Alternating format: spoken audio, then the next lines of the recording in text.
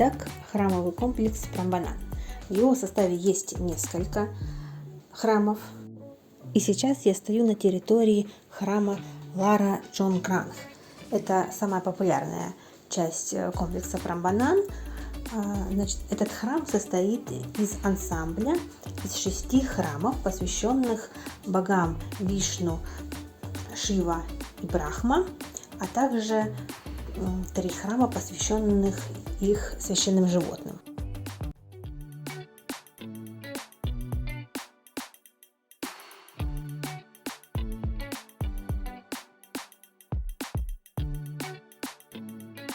«1300 лет этому храму». Представляете вообще, как люди, это значит молоточек и долота, или как оно называется, они брали в руки и миллиметр за миллиметром тук-тук-тук. Все это так дотошно выпиливали. Посмотрите, здесь же лица. Вот здесь хорошо сохранилось. То есть они тут брови, губы, нос, головной убор. Головной убор какой-то был тут вон супер вариативный. Крылышки с перышками. Вот орнамент. И это же огромный храм. Даже страшно мне подумать, сколько людей работало над созданием этого шедевра. И сколько вообще лет у них это все заняло.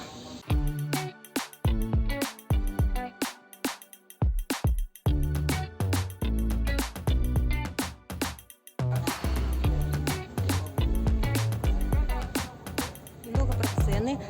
Для иностранных туристов билет стоит дороже, чем для местных жителей. Причем так в разы, на мой взгляд, раза в 4. В общем, я покупала единый билет на храмовой комплекс Барабадур и на Прамбанан. Мне это сразу кассир предложил и сказал, что будет тогда небольшая скидочка. Таким образом, мне 2 билета обошлись $45. Это в рупиях 675 тысяч индонезийских рупий.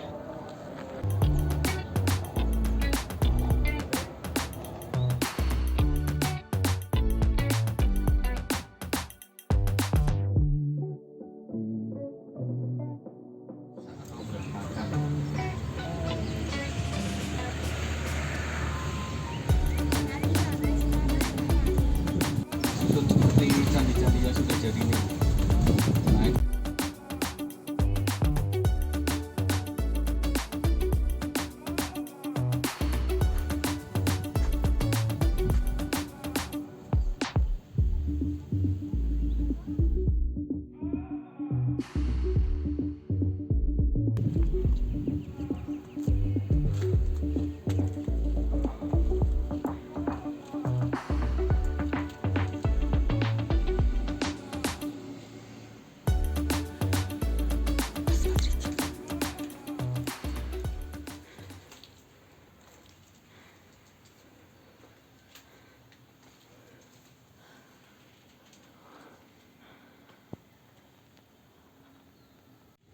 Пока мы здесь бродим, расскажу вам одну из легенд храма Прамбанан о принцессе Джон Гранг.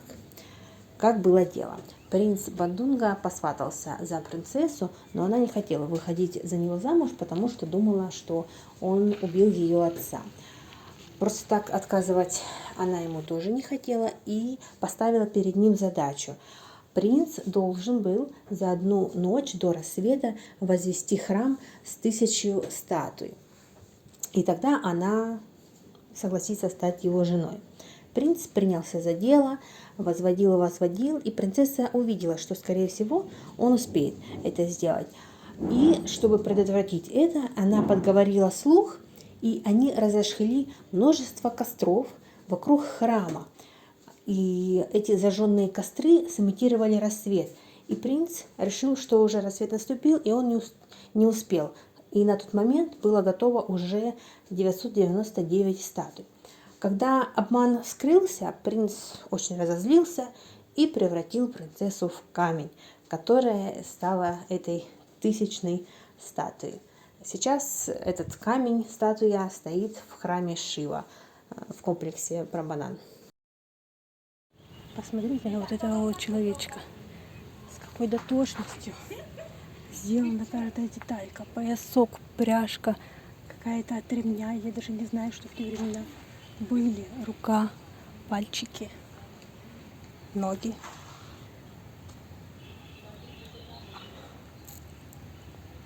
Нос, губы. Или какая-то интересная прическа с какими-то узелками на концах косичек. Супер.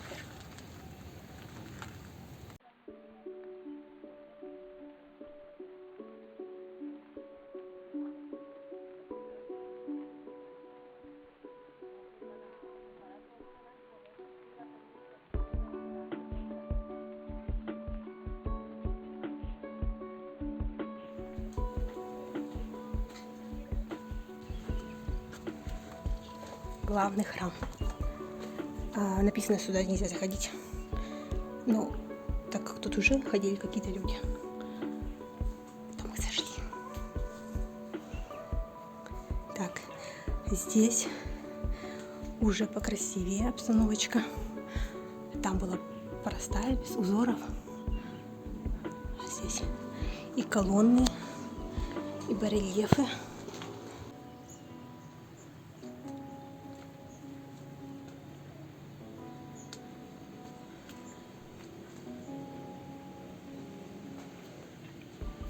Tadi ada motor depan rumah, jadi gue startnya susah. Дорога вулкан Kita terlanjur Мерапе. pikir. Nah ini depan gue bisa naik 4 nih. Oh, agak datar gini ya. Iya. Desa tertinggi.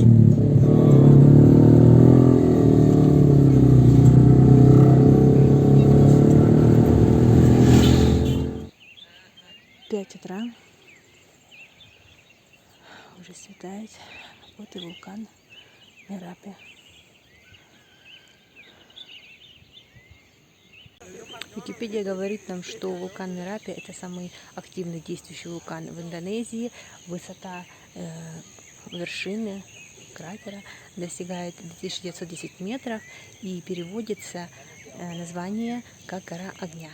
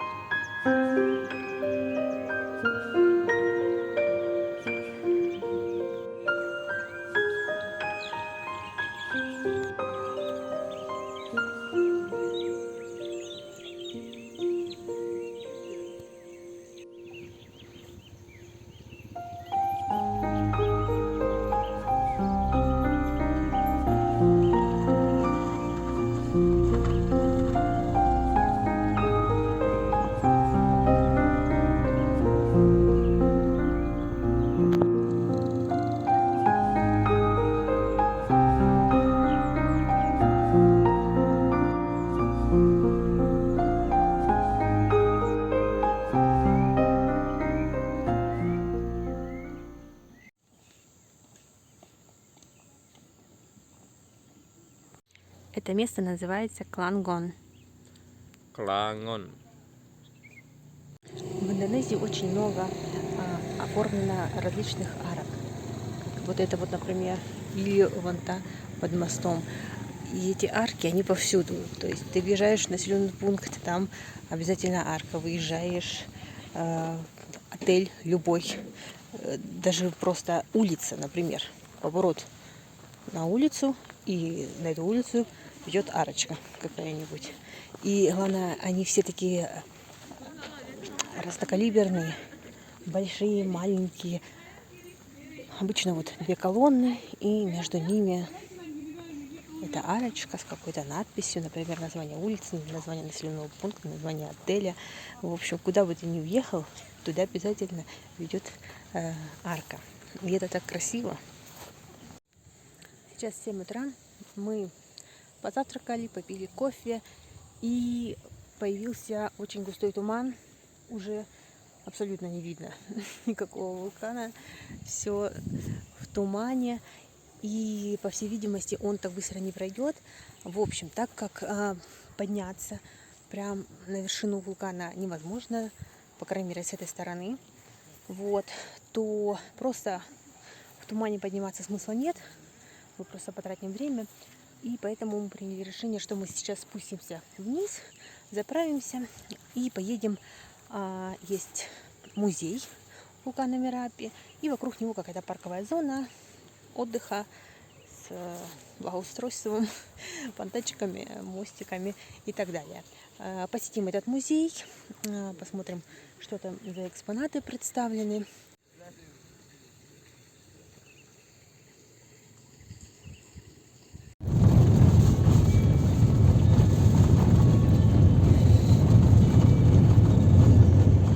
Hilang nggak tuh? Gimana tuh? Iya. 3 menit lagi. Видимо, этот район очень популярный для велоспорта, потому что мы по пути встречаем очень много велосипедистов.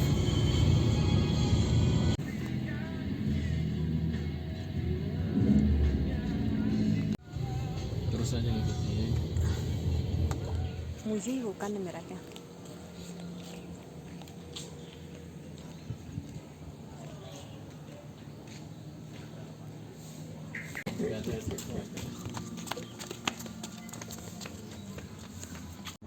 Сразу при входе мы видим макет вулкана, и они включили какую-то анимацию к нему. Он загудел, загорелся красным, и теперь из него валит дым. Так. Di sini ada namanya Geger Boyo. Tapi sebenarnya Geger Boyo itu yang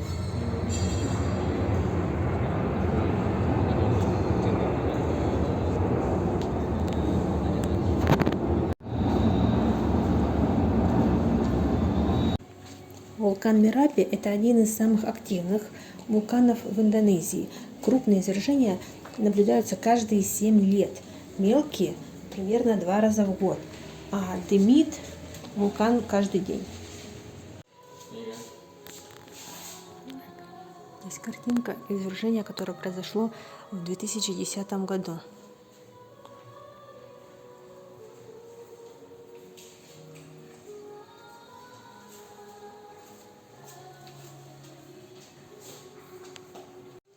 Вот некоторые фотографии. Спасательные работы в том числе.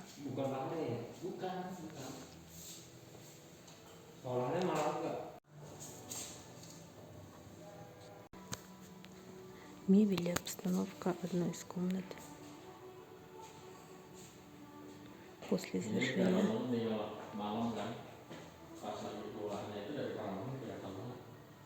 Все в пепле.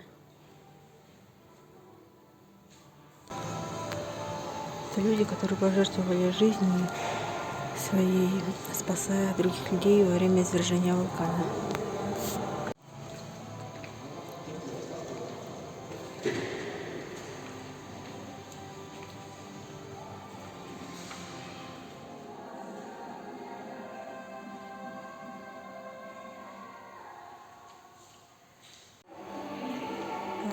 Внизу под этой картинкой есть описание легенды относительно вулкана Брома, который близко к Джакарте находится. Значит, жила-была принцесса, которая вышла замуж за молодого человека и жили несчастливо, но не было детей. И тогда они совершили паломничество к вулкану Брома и просили богов, чтобы они благословили их и дали им детей. А боги согласились и дали им детей. У них родилось 25 детей, но одно было условие у богов, что последнего ребенка они отдадут вулкану. И вот когда родился уже последний ребенок, отец и мать отказались отдавать ребенка, и боги разгневались, и было извержение вулкана, громы молнии, и все-таки они забрали ребенка, бросили его в кратер, и звуки его голоса еще долго были слышны. Красивые картинки они сделали.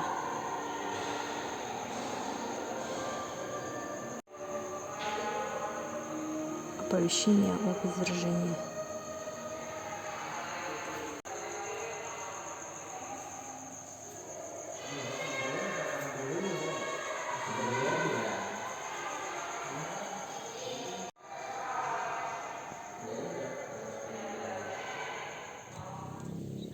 Вокруг музея есть неплохая парковая зона с неизвестными мне растениями.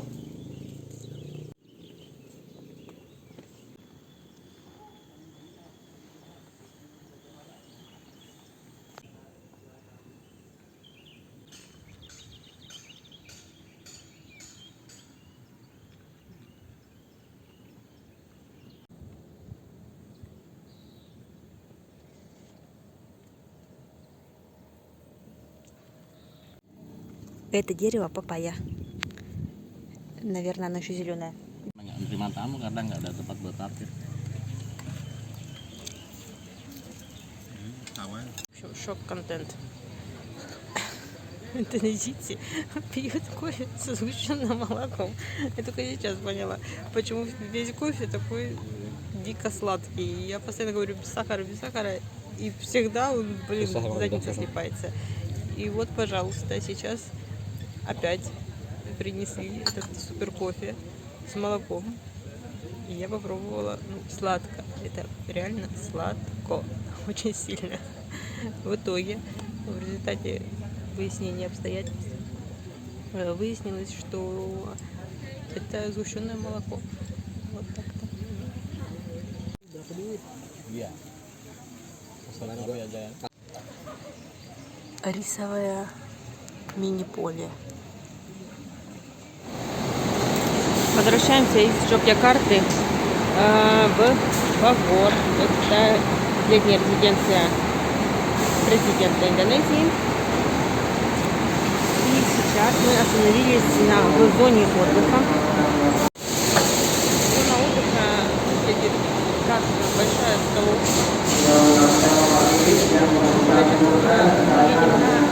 Комфортабельно, даже у них огромные сиденья на каждого. И есть даже откидывающаяся подставочка для ног, чтобы было удобнее. Плюс дают плед каждому пассажиру, и это самое главное, потому что в автобусе дико холодно. Вот только заходишь, сразу вот морозильник ощущается. Я даже не знаю, сколько они там выставили градусов, 16, наверное. В общем, без пледа там не выжить. Желательно шерстяных носков, но таковых, к сожалению, не выдают. Вот. Позже прошел какой-то мальчик, типа проводник автобусный. Он выдал всем по бутылочке водички 0,25 или 0,3 объема, пакетик кофе приводном и по булочке. В этой зоне отдыха можно отдохнуть, остановка у нас полчаса, и покушать. К нашему билету также прилагается ваучер на еду. Но у нас почему-то какой-то дешманский то ли билет, я не знаю, хотя самый обычный, стоит один билет 250 тысяч рупий. В общем, нам ваучер входит только анаком, их местный называется, вот как-то. Вот. И все, собственно говоря. И кофе мы уже отдельно приводном купили. Стоит 6 тысяч рупий. На кофе они почему-то экономят. Всегда половинка стаканчика всего лишь. Стаканчик-то небольшой, скажем так. Вот. В общем, в нашем автобусе по-прежнему холодина. Но я выяснила, те, кто едут на первом этаже, у них более комфортабельные места, но и билеты стоят практически в раз дороже, чем наши, хотя у нас тоже классные места. Вот. И у них в ваучере уже входит не просто вербушетка на ком, а еще там рис и стандартная индонезийская еда. Поэтому они могут покушать более плотно, но, по сути говоря, сама еда, она не стоит 250 тысяч рупий она стоит, ну, 30 максимум тысяч рублей. То есть переплата, но только за то, что ты едешь сам на широченном кресле.